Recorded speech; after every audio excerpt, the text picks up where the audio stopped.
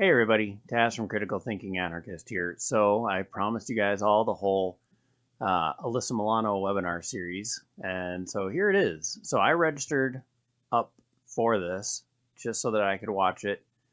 And it's kind of funny because if you look at Alyssa Milano's Twitter following, in fact, let's go do that right now.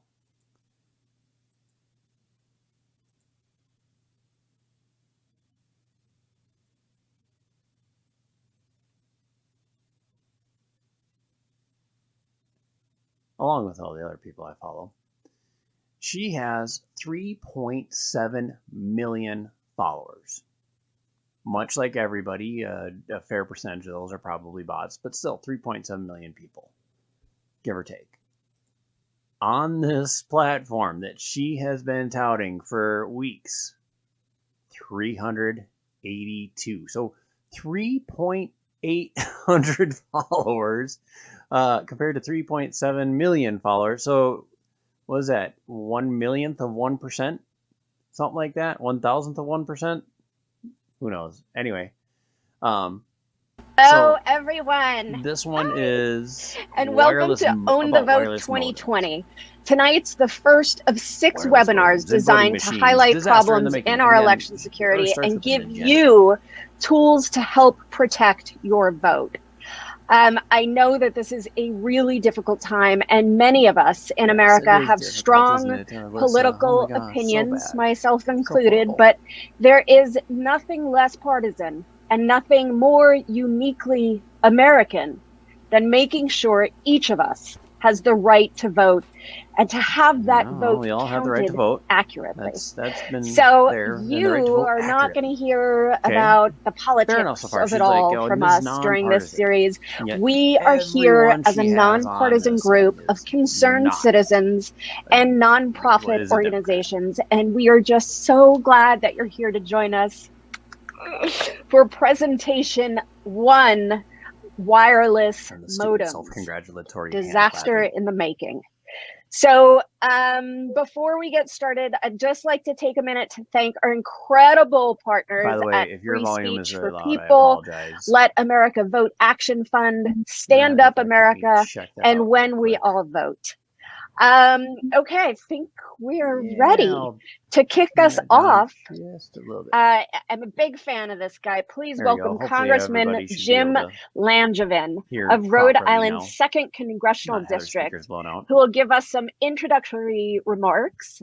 He is a senior member of the House Armed Services Committee, where he is the chairman of the Intelligence and Emerging Threats and Capabilities Subcommittee and of the House Committee on Homeland Security, a national leader on securing our nation's technology infrastructure against cyber threats. This is a lot. You have a lot of responsibility, Congressman. Langevin co-founded the Congressional Cybersecurity Caucus to increase awareness around the issue. He is currently serving as one of the 14 commissioners to the bipartisan Cyberspace Solarium Commission and co-chaired the Center for Strategic and International Studies Commission on Cybersecurity for the 44th presidency, which made policy recommendations to President Obama. Please welcome our Congressman Langevin today. Hooray! Welcome, thank you very much. And you got the pronunciation of the name correct, so that's great. Oh, good. I practiced all night last night, so thank you. Good. You're awesome. I'm a big fan of yours too. And by the way, in your acting roles, and but thank you for putting this together tonight. And I'm just thankful that I'm on a panel with a group of experts and people that are passionate about making sure that our elections are secure and run the way that they should. So I want to start by thanking Free Speech for People and Citizens United and all the partners for setting up this really important discussion. The one thing I'll also add, in addition to my role in Congress and my passion for cybersecurity, before I became a congressman, I was actually a Rhode Island Secretary of State. And one of the cornerstones of my administration then was that we overhauled Rhode Island's election system, our entire election and voting system under my term. And And we had the oldest voting machines in the country at the time. There was these old shoot lever voting machines, and they were big old dinosaur type machines. And we one of those, and we brought in the optical scan equipment that had a paper ballot with an optical scan reader. So it was the best of both worlds. At the time, I was thinking of in terms of, we want to make sure that every vote is counted accurately, and that, I always was worried about when we're looking at new equipment, what happens if the lights went out? Meaning, what happens if we lost the data? How do you recreate that election? Mm-hmm. By having the ballot itself, it's the ultimate audit trail. So voting systems, in my opinion, absolutely have to have a paper ballot, have to have an audit trail like we've seen. Beyond that, now serving in Congress, I became involved in the cybersecurity issue when I chaired a subcommittee on cybersecurity and the jurisdiction of that field, and realizing the cyber vulnerabilities that we face as a country. The United States makes the most use of the internet, but the internet was never built with security in mind. We've been since then trying to layer security on top of it to make it secure. Unfortunately, there's so many vectors that can be used to cause havoc, and certainly in election systems, certainly is potentially one of those. Although we didn't really see that at the time, but cybersecurity has been a passion of mine, and so since then, I founded the Cybersecurity Caucus, and still have jurisdiction over that. It's in my congressional role. But in addition to that, I was just, as you mentioned, one of the 14 commissioners on the Cyber Surveillance Commission. Our charge with the Nationally Created Commission and the National Defense Authorization was to create an overarching, more effective strategy for protecting the United States and cyberspace to cyber attacks of significant consequence. And so we met for about a year and finally issued our report this past March. Had 80 recommendations, 55 of which were turned into legislative proposals, and we are working our way through now and seeing that many of those proposals are enacted into law, and that's to be continued. But I have to say that one of the key things that we were concerned with as the Solarium Commission, especially because of the 2016 elections and what we saw happen there, was the issue of stronger cybersecurity. And so that's why the Solarium Commission had recommendations on that, how we secure our elections. We have since the Congress has appropriated some funding towards stronger security, but election security, but not enough. And one of the biggest things that I am concerned about is this issue of modems, or a connection to the internet. This is something that we took very serious on the Cyber Solarium Commission, but in my opinion, that's why modems and these ballot tabulators, in-ballot tabulators, have to go. They absolutely have to go. It's a simple fact. If an election system has a connection to the internet, then really you're taking on risk, period. And so, too many systems fall into this category today.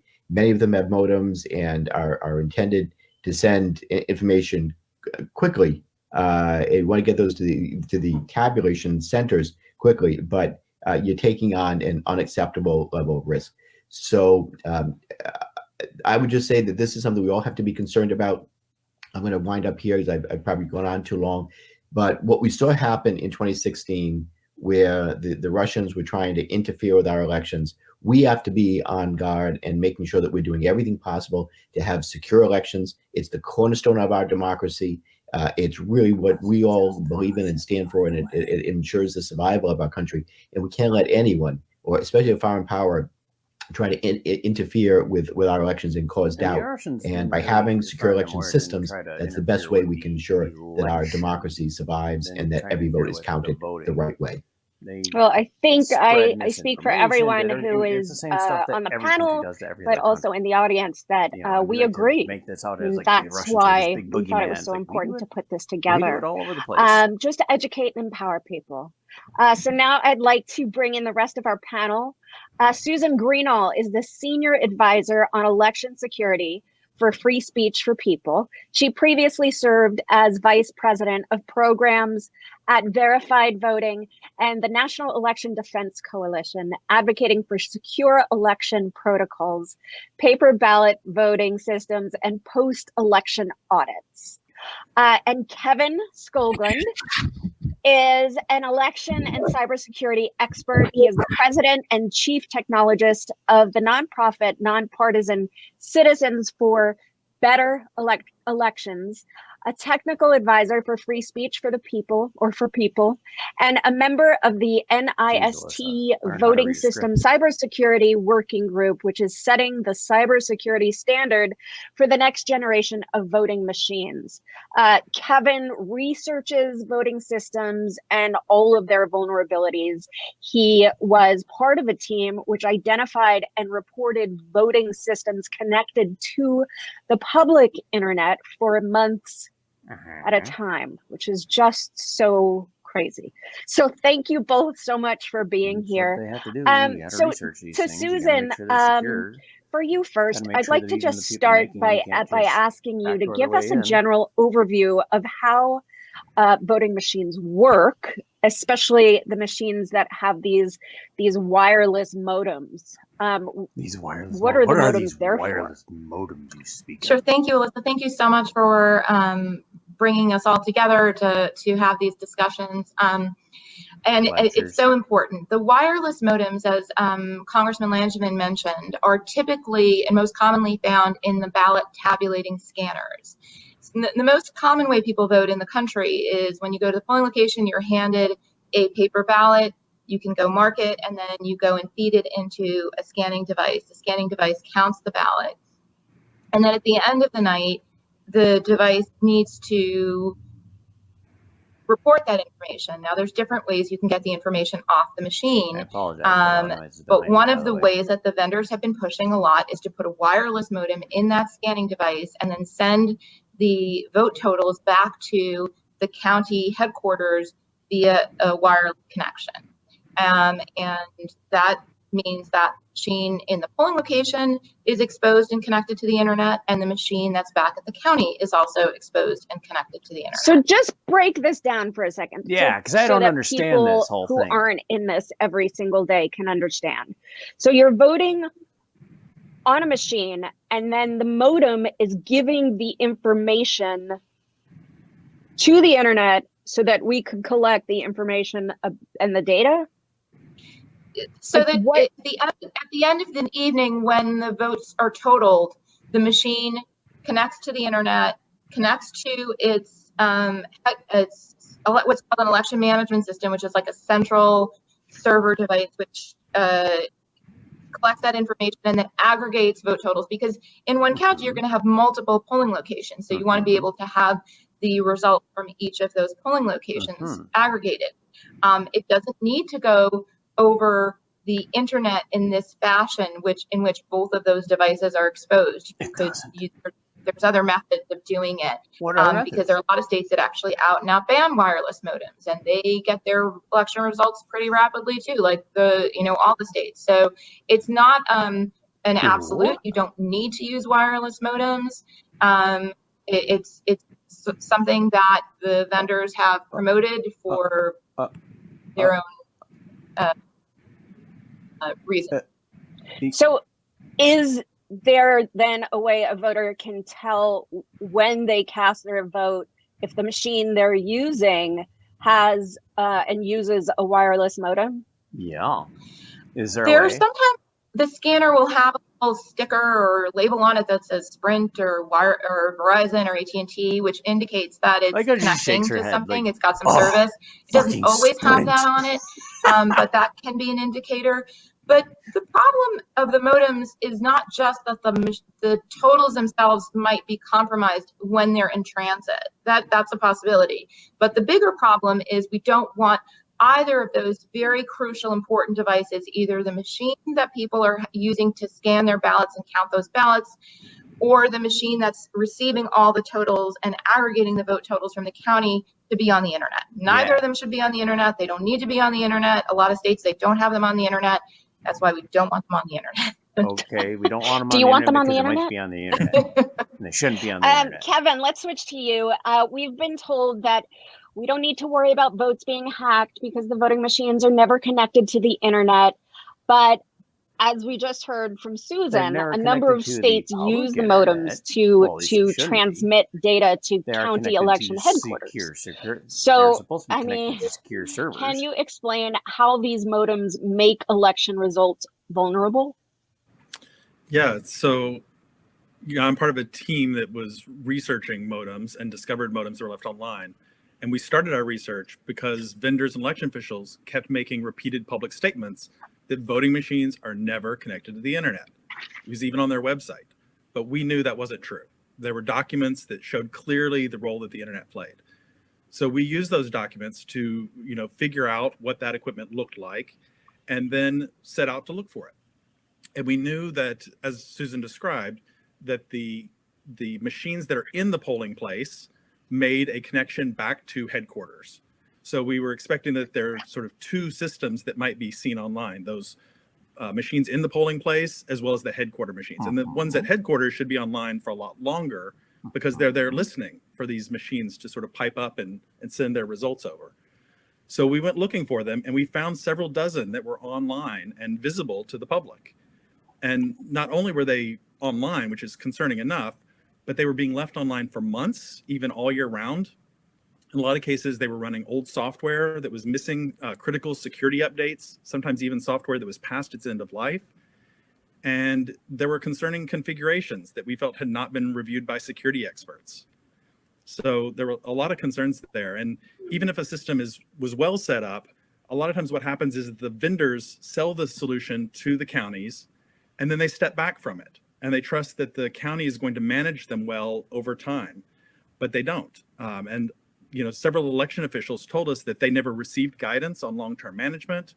And one even said, I know that my system is out of date, but I can't update it because the state won't let me. The state certification rules lock me into this set of software. So we really feel like that the model of elections, the election world, is not well suited to this kind of solution because funding and expertise are scarce and oversight and accountability are lacking.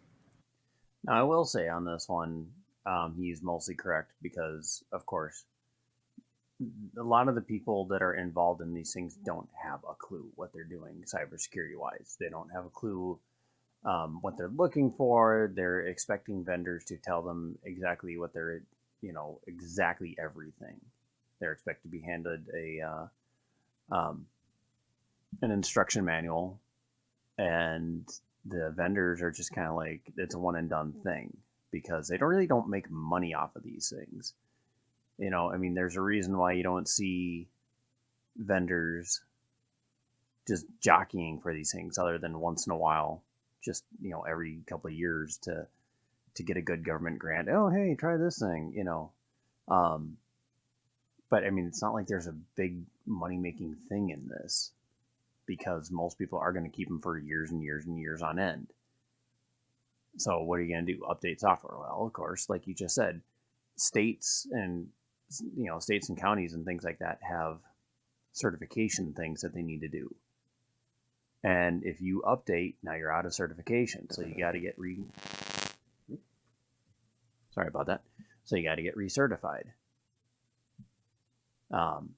And it's partially stupid on the state's fault because the problem is you need information security experts going through these things, and most information security experts are not going to be in local legislation, and most of them aren't even going to be in state legislation. So you're not going to have anybody who has the expertise to go through these things properly. And for them to be left online constantly and left visible to the public, yeah, they should be, it's not that the modems themselves are a problem and wireless is a problem. It's that you have ignorant people running these things, controlling them. And like you said, stuff that's out of date and can be attacked by, what was state-of-the-art, a state-of-the-art virus back in 2016 is easily defeated now but stuff that's easily defeated now wasn't even thought of in 2016. So something that would normally be easily defeated by a basic antiviral program that should be constantly updated, now it's not there because it's never been updated. Because if they update it, now they have to get recertified, and that takes weeks and months. Well, I mean, just to be very, very clear, because we hear this quite a bit, right? When people tell us that wireless modems do not connect to the internet, who has ever fucking said wireless modems do not connect to the internet? I have never heard this, ever. Is that true? No, they absolutely do. If you have a wireless modem, it does connect to the internet. The closest analogy is like a cellular modem. It's just like on your cell phone. So imagine if you took a file from your cell phone and you uploaded it to Dropbox or iCloud or something like that. That's essentially what they're doing. They're connecting to the internet. They're transferring a file of results to another server. And so it's 100% connected to the internet. Well, that sucks. Thanks, Alyssa. Good comment. And to give, I mean, I guess this is for the panel at large, given how much the American public has come to really just expect nearly immediate election results. What do you think is the best way to tabulate and report vote totals if, wireless modems are not used to transmit the data? Yeah, guys, what do you think about that? Anyone? I'll start, and Kevin, you can jump in. This is something that's been looked at by people at the National Institute of Standards and Technology and the working group that Kevin is a member of, that I'm a member of as well. One of the most common ways, the easiest ways to do it is you have a device that is on the internet, an iPad at the polling location. You plug in, take the results off of the machine from a paper poll tape, enter it into the other device, transmit it to a device that's at the polling location that is on the internet, and then again, you manually enter that information into the election management system. So you want to have a parallel track of the actual voting equipment stays off the internet, back to ticker tape, and then a different track where you can have two devices on either end that are connected to the internet, transmit the results. You can also use a telephone. There's some old school ways that you can get that information to the headquarters. Imagine that, a telephone. Imagine. Or you can even take a picture with your smartphone. You can take a picture of the results tape and send that in, or a video. Yeah, take a picture. I mean, it's so mind-boggling everybody. when We're gonna go listen backwards. to it and how we have not figured out a better, more secure system on the internet. Susan, I also understand, and I was kind of shocked to find this out, that the voting system vendors themselves have pushed these products with less than truthful, let's say, advertising. Can you talk about the ways that these devices have been marketed to election officials and really just help us get a clear picture of what's true and what is not true? Yeah, one of them you've already mentioned is that the vendors will sell the systems with the wireless modem in them to election officials and tell them that they don't actually connect to the internet, that the wireless modem goes over a cellular network, or it's got a firewall, or it's got some other, it's on a private network, it uses a VPN, it's not the public internet. All of that is untrue. And as I mentioned, that's been unequivocally stated by the National Institute of Standards and Technology. The problem is they don't have a really large platform. So election officials hear this from a vendor, they're well-meaning, and they think it's true. So that's one problem. And the second is that we've seen specifically the largest voting system vendor, ESNet, has marketed systems with wireless modems, saying that they were federally certified when they were in fact not. And this is something for people highlighted. We sent a letter to the federal agency that oversees the equipment that have all this advertising information that's where they're claiming that their systems are federally certified and they're not. The agency agreed and wrote to the vendor and said, you need to write to all your customers and tell them oh, actually, it's not federally certified, which we're glad that they took that action, but it's a little bit of a slap on the wrist, considering that a lot of predictions probably under the mistaken assumption that certified by the federal government and therefore. Hey, Buck. And there's very little regulation, right? I feel like I'm going to say this a lot during the 6-episode series that we're doing leading up to the election. There is very little to no regulation on any of this. Is that correct? Well, certainly not enough. And this is where, I've long advocated Congress needs to play a role here in working to make sure that standards are set and that we provide states with the resources to make sure that they can meet those standards. Yeah, but well, Congressman, let me just ask you, I mean, only happens for a very what short can time, Congress do year, to improve voting security? I mean, what is the right mix of regulating voting machine vendors, providing, some kind of guidance and support to states, and pushing back on adversaries targeting our elections? Like, is there a balance? How do we strike that balance, and how do we make what can Congress do to help us? Well, first of all, there is no one right answer or magic. It's going to be a number of things. We need to make sure that that vendors are building and marketing secure voting equipment, making sure that there's clear guidance to states so that they know what constitutes a secure system, and that means things like a paper ballot, making sure that there are risk limiting audits, that there are no internet connections for the system to the internet. Those are the types of things that we need to do in terms of standards. And we need to provide, again, the guidance and resources to states. Again, as a former Secretary of State, I still believe that elections are run at the state and local level. But you can't expect a state board of elections or the local board of canvassers to be able to defend against a nation state attack or intrusion like dealing with what came out of Russia and what was coming from Russia in 2016. And so the federal government needs to make sure that we are working closely with states and municipalities. So CISA helping to monitor state and local elections and networks for signs of tampering. It also means that our intelligence community is warning officials when they see something that is suspicious or concerning on their networks. And it also means U.S. Cyber Command being prepared potentially to take down adversaries' infrastructure if they're about to launch some type of an attack. But let me just go back to one other thing. Again, states can't do this all on their own.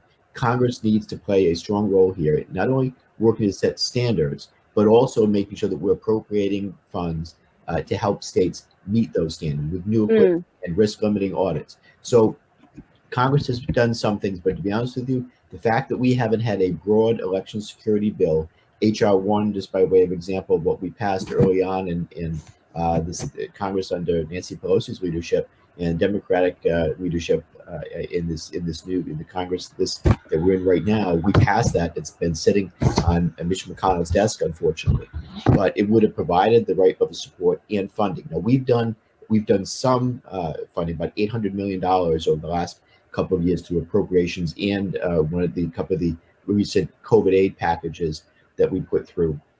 But we need more to the tune of a few $billion dollars, and in fact, in the HEROES Act that we just passed, that was a more updated version of the Corona aid package that would have helped states and municipalities with additional federal funding. We had over $3 billion in funding there for election security.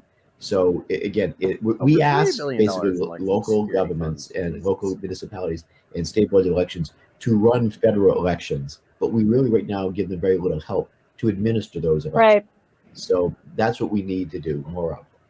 Do we know of any, like for sure, any instances where these wireless modem vulnerabilities have been exploited? Oh, it's actually a good question. Anyone? No, Kevin. No, we don't have any evidence of that, and I think that's an important point to sort of hit on here. is that, the congressman mentioned at the top, the idea of these introduce an unacceptable level of risk. That's really what we're talking about here is risk. Using a modem doesn't mean that the election results should be in doubt, but we want to lower the risks because the risky behavior is not necessary. Right. I say a lot of times it's like telling someone to lock their doors and, hold their mail and leave the lights on before they go on vacation. It doesn't mean that they would have been robbed if they hadn't done that. And it doesn't mean they won't be robbed if they do it, right? But it's still about lowering the overall risks. So, I mean, there's still time between now and November, right? I mean, what can we do to stop the use of wireless modems and to better just secure our election systems? Make sure that we don't use them or that they're disabled on the election equipment itself. There's not enough time to appropriate billions of dollars and get new equipment into every state that needs them between now and the election. That ship has sailed. We've got to focus on that for the future. We've got to fight for more federal dollars to make sure in upcoming elections going beyond right now that we have the right equipment and the right security in place. But for right now, we need the short answer is make sure that nothing is connected to the internet, because again, all an adversary has to do is undermine confidence that the election results are accurate, and they've already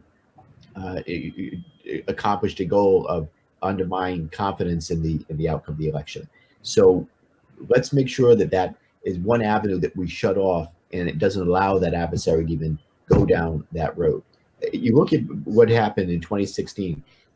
We don't have any evidence that the Russians were able to change any vote totals. There was no evidence. But just the fact they were poking around in the election. They did exactly what they always do. The voter registration They did what we do. That in and of itself accomplished the goal of saying, wait a minute, did the Russians do something to the outcome? We don't want to give them that opportunity. And if we, again, disable the modem capability, that's a big avenue we're shutting off so that we can't, there's no doubt that can seep in. So maybe a disable the modems campaign. Yes, spend more money on advertising. We probably have a lot of social media influencers who are watching right now trying to figure out like what can we do here. I just want to thank you all. Go ahead. I just want to say the other thing we can do and we should do is engage the cybersecurity researcher community. I've been out to DEF CON a couple of times, one of the biggest cybersecurity conferences in the world.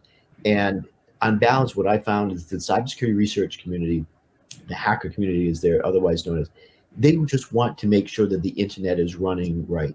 And by engaging with them, they're more the experts too that will help us to find vulnerabilities. They want to know somebody's listening, and then we close off those vulnerabilities. So engaging the cybersecurity researcher community is a top priority of mine, and we're making sure that the federal government is already doing that, as well as we need to make sure that the vendors of this equipment are also engaged. Instead of sticking their heads in the sand and lawyering up and wanting to go after that, the researchers for finding a vulnerability, no, we should embrace them and say thank you and try to do something to fix the vulnerabilities that they uncover. So have we not enlisted the help of researchers? We're not enough. No, and again, the companies, sadly say, often are the I'd say the guilty parties that in a sense, instead of embracing what they have to say, oh, thank you for letting us know that you found that vulnerability, they actually would lawyer up and actually threaten to sue, or in fact sue these cybersecurity researchers. We can't allow that. We have to change that paradigm. We need to bring them in, appreciate the vulnerabilities that they've told us about. And by the way, the federal government is doing some of that. We already did it with Hack the Pentagon. We're in a short amount of time. We brought in white hat hackers, and they found significant vulnerabilities over a very short period of time. Now we're also requiring, thanks to Chris Krebs at CISA and legislation also that I co-sponsored with Republican leader Kevin McCarthy, requires a vulnerability disclosure program at all of our departments and agencies. So you have to have a mechanism to report these things, and also a mechanism for fixing them. As a researcher, thank you for that.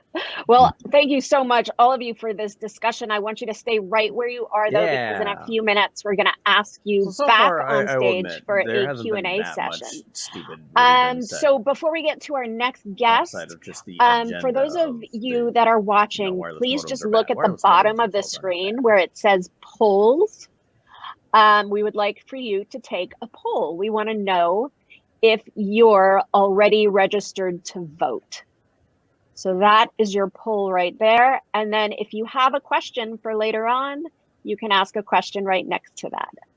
And while you're answering the poll, I would just like to introduce my dear, beautiful friend, Tara Strong. Even if you don't know Tara, you know her work. She's basically one of the most prolific actors and voice actors of our generation, bringing to life Hello Kitty, Batgirl, Harley Quinn, Twilight Sparkle from My Little Pony. She's the greatest. Every time she comes to the house, she brings the kids a little something, and she's just the sweetest human, but also really smart. So Tara, thank you so much for being here. I love you. Thank you. Thank you. And thank you for that discussion. I mean, it's incredible. It's terrifying. Yeah. Terrifying because, of course, every voice matters, and we want to make sure it's mattering kosher. Right. Exactly. And it's also, I feel like we always come to this conversation when it's like 2 months before the election and we have to figure it out. Of course, and yet nothing ever happens from it. So really, we wanted to do this, and thank you for being a part of it, so that people have the information, so they are empowered to, to make a difference, to use your voice, which is something that you do so well. And I wanted to ask you, you moved here from Canada as basically a young adult, but now you have dual citizenship. I mean, it must have been really cool once you could register to vote, right? But then how long did it actually take before you could vote? And what was that experience like for you? Well, of course, like when I first was able to vote, I couldn't wait to have my voice matter, of course, in a real positive way. And when I became a citizen, I went through the process of, going down and learning things. Of course, I learned Canadian history and politics. So there's still so much to learn in American politics. Like, yeah, I'm so impressed with your knowledge. And I mean, even scholars, of course, are learning all the time. It's challenging to learn everything, to know everything.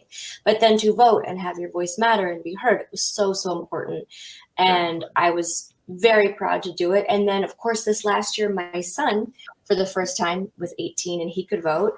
And we didn't go early. We went on voting day. We waited for like 3.5 hours in a crazy, crazy line, freezing cold. Friends brought us jackets and food.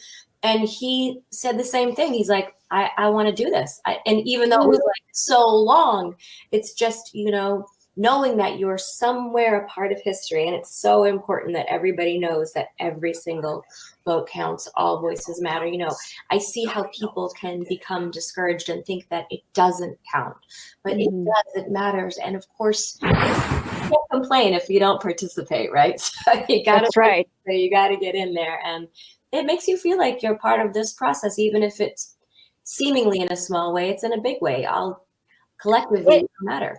It really is the little things that make up the big things in the way in which we contribute to our government. I mean, don't get me wrong, those little tiny things, and you think it's this big umbrella, and I think that's why I love going and campaigning for different candidates in places that I've never been, is because you really, I almost get like romantic about it. You really learn to appreciate how that's where politics happen.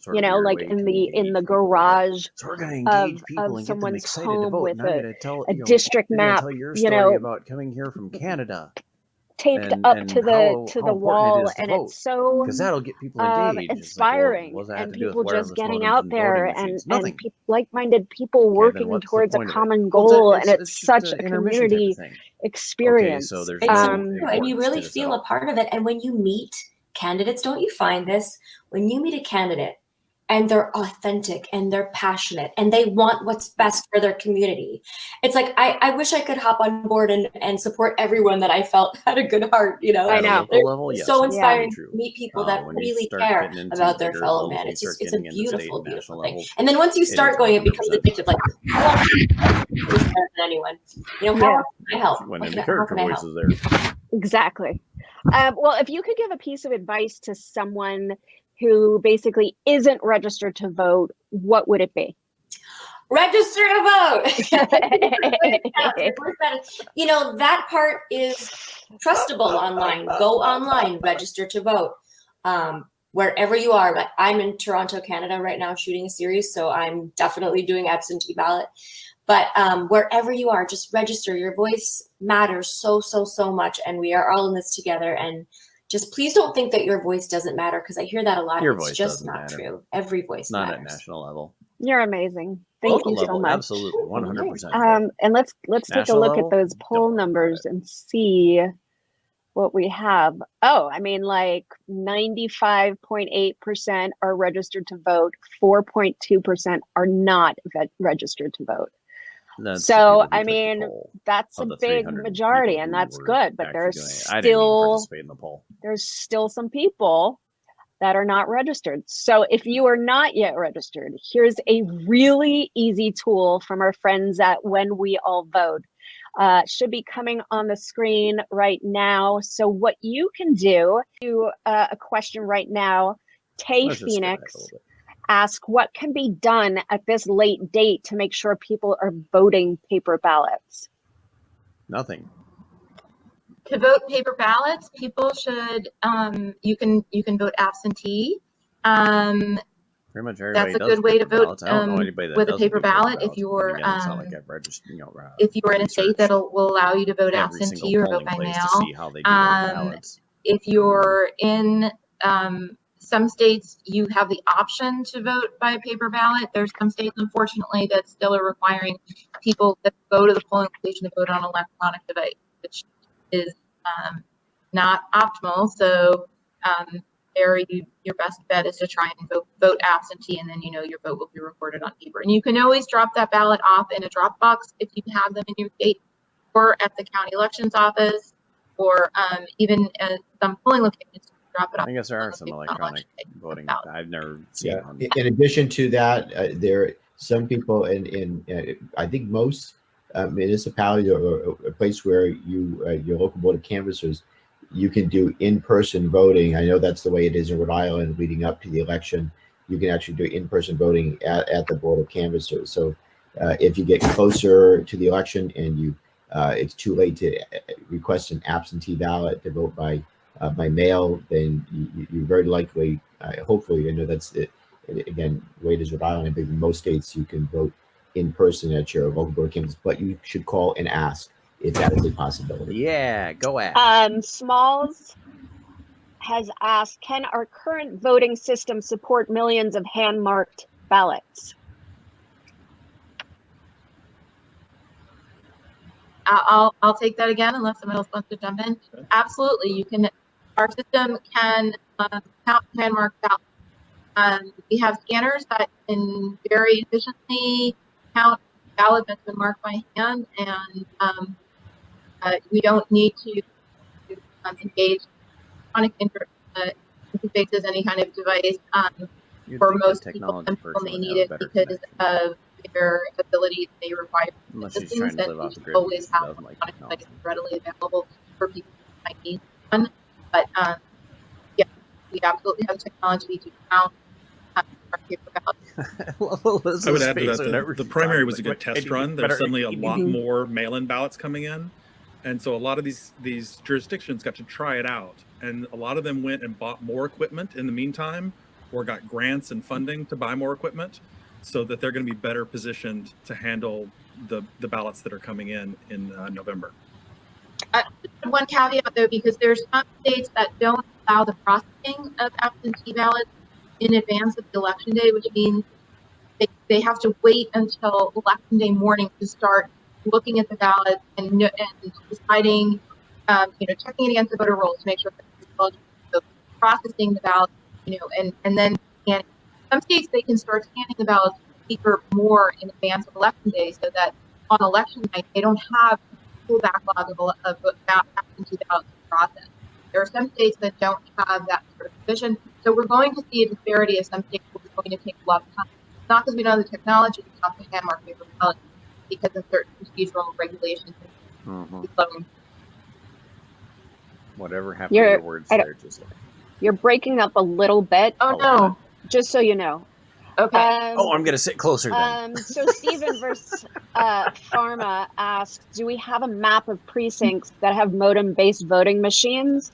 Is that information available to everyone? Why would it be? If you wanted to check if your precinct has a modem service? We don't. The best we have is a list of places that have purchased modems in the past by state. So we know that Florida, Wisconsin, and Michigan use them a lot. Rhode Island, Illinois, Massachusetts, Indiana, Minnesota, Mississippi, Texas, and DC.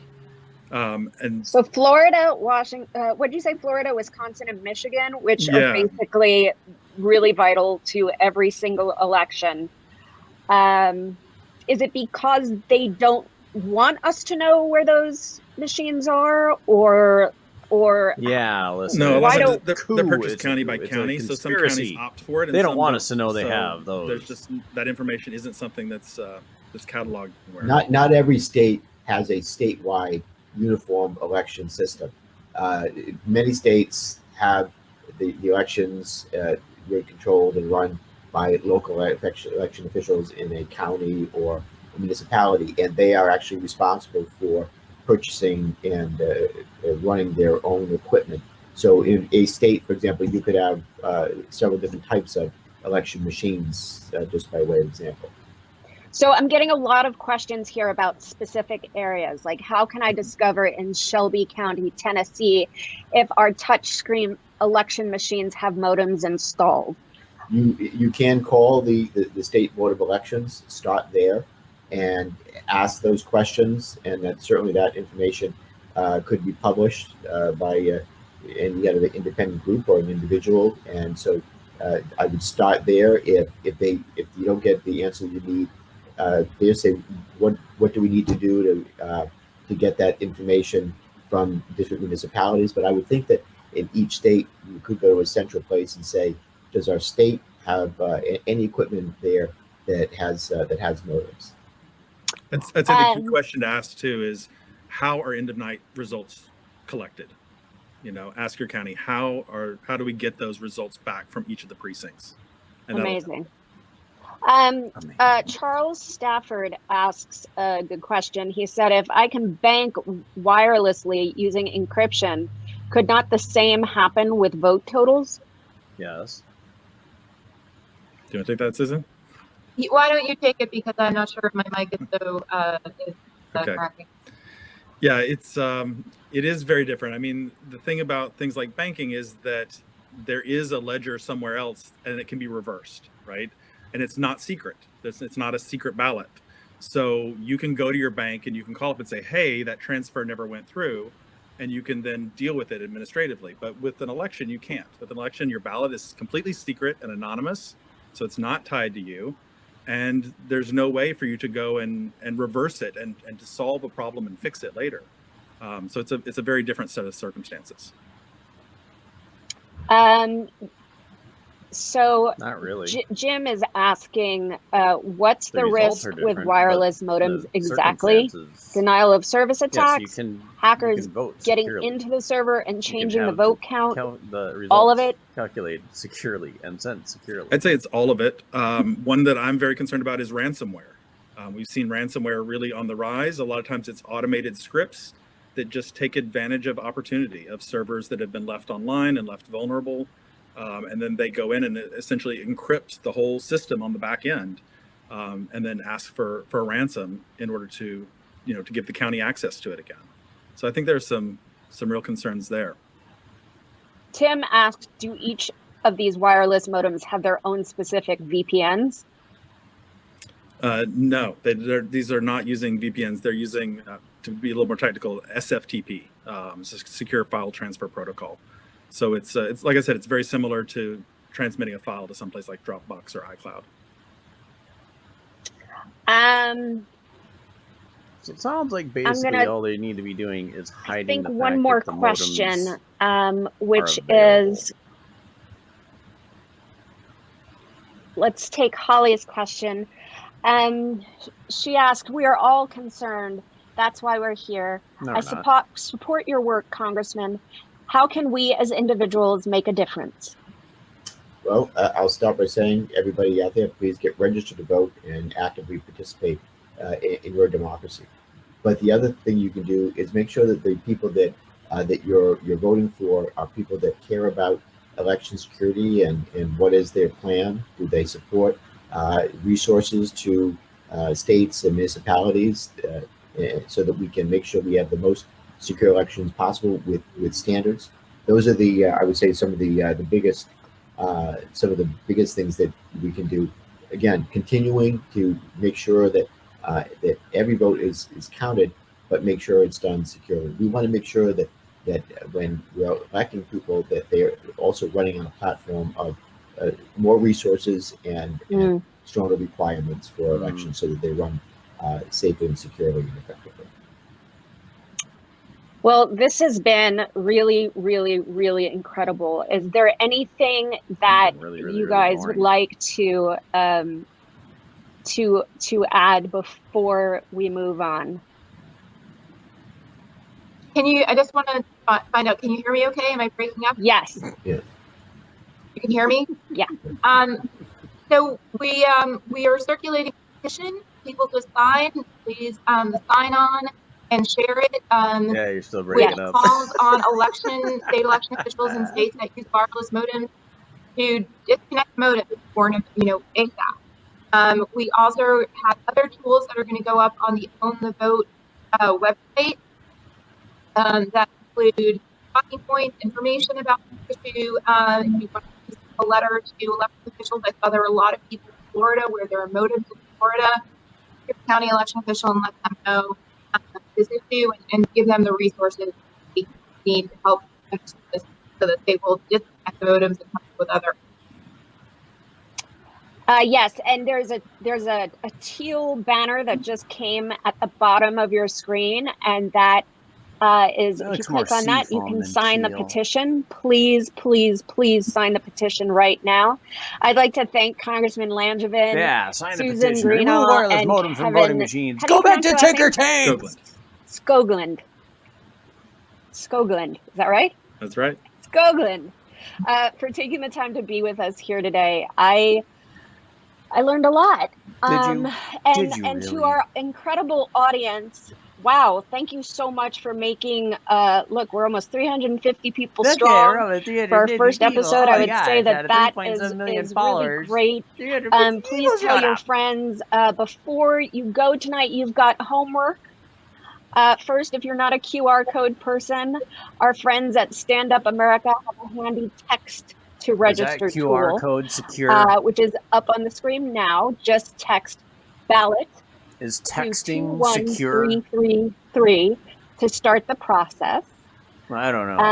And then next, Free Speech for People has a petition that we are asking you to sign go back to get wireless modems out of voting machines before the next election.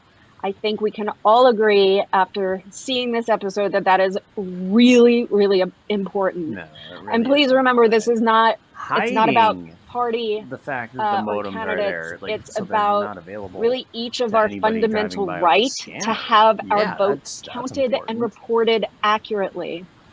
The information should all be up on your screen now. Please take a minute to add your name in support of a free, safe, and accurate election.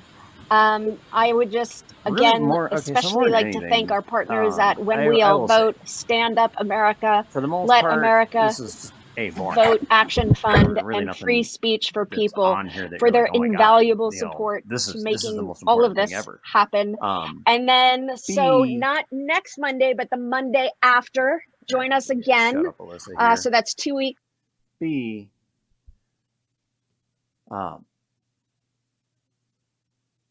It's just the whole fact that, for the most part, again, it's just hiding these things being on, or, even not having them on. I agree.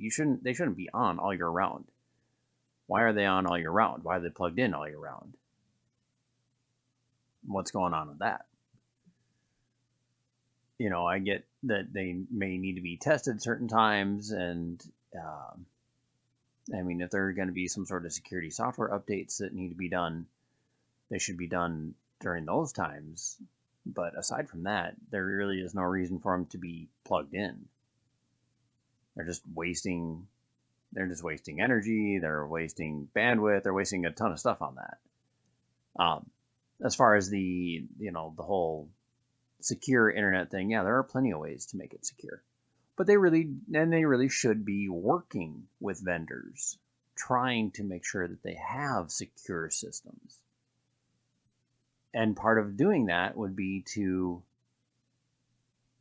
say, hey, okay, so this is our list of what we want. Work with security experts, enlist them, and come up with a list of what they want out of their voting machines and the software. And then make sure that they meet those lists. If the vendor is claiming they're meeting those lists, you have, again, the security researchers come in, check them out, and make sure that it meets those lists. And then you get a guarantee, a warranty from the vendor that through the election, up until and through the election, that everything will continue meeting those. And if it doesn't, that violates the warranty, that violates the purchase.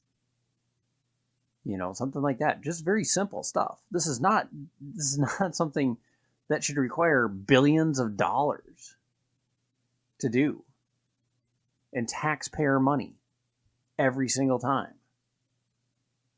This is something that should be easily done. And I also agree that, when it comes to certification, states and counties need to be more on that ball.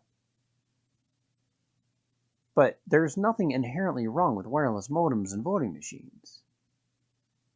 There's a ton wrong with education.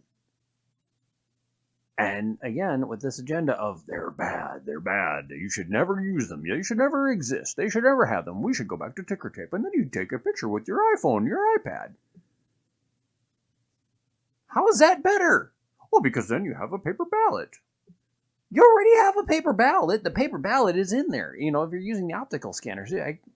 Now, if you're using the touchscreen ones, yes, there's a difference. But if you're using paper ballots, you already have paper ballots. As long as the thing isn't shredding them, you've got it. It's got an optical scanner. It reads it, and then it collects the information and sends it, and that's it. And that should be all it does. And the operating systems on these should be very, very minimal. It should be very safe, minimal. There should be very little that can be done to mess with them. Make them like the space shuttle. Essentially, have a Pentium x86 chip in there, and all it does, it just reads what it needs to read, sends the information, and done. It shouldn't be difficult. Make it a DOS-based system, and nobody will ever be able to go over the thing. That's not entirely true. There's plenty of old school hackers out there. But let's face it, most of the old school hackers are done. They're like, yeah, who's got the time? Who's got the patience? Anyway, guys, so yeah, I'm more than anything, I'm sorry. This is really just boring more than anything. Is she nuts for doing this? I don't think, considering, again, she has 3.7 million followers and she's got 300 and some odd people who've visited this entire thing. Because I believe that's also calculating, because when I was watching it, it was like she said, there was about 350. When I started watching it, it was about 280, and I think at its peak is around 350. And I'm going to guess the other 30 some people are the people who've come and watched over the past few days. So, yeah.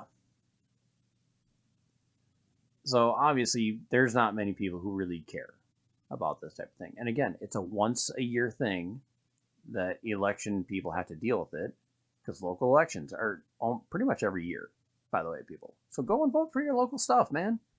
Get out there in November. Vote for your local stuff. It's amazing how many things pass by, 1 to 10 votes in your local areas. So some of the things that you want or don't want, your vote really is a giant difference. When you're talking, statewide, your vote makes somewhat of a difference. When you're talking on the national level, no, your vote is pretty much meaningless either way. And that's where I say vote third party. Vote for someone you really want in there. When it comes to the presidential vote, do you really want Trump? Do you really want Biden? If you don't really want either of them, vote for someone you really want. There are plenty of candidates out there. Who cares? It doesn't matter. Your vote doesn't matter. Your vote's not going to swing something one way or the other. So vote for someone you actually care about. But anyway, that's neither here nor there. You vote for who you want to vote for. I encourage you to vote, but vote for who you want to vote for. Don't let anyone sway you. Don't let anyone tell you that you should vote for this person over this other person. It's none of their business. As long as you're voting for someone you believe in, it's not a vote wasted. When you're voting for someone who you think is the lesser of two evils, but you don't really want either of them, that's a vote wasted. So vote for someone you believe in. But anyway, you guys take care. I'm going to make a couple other videos, and I will see you later.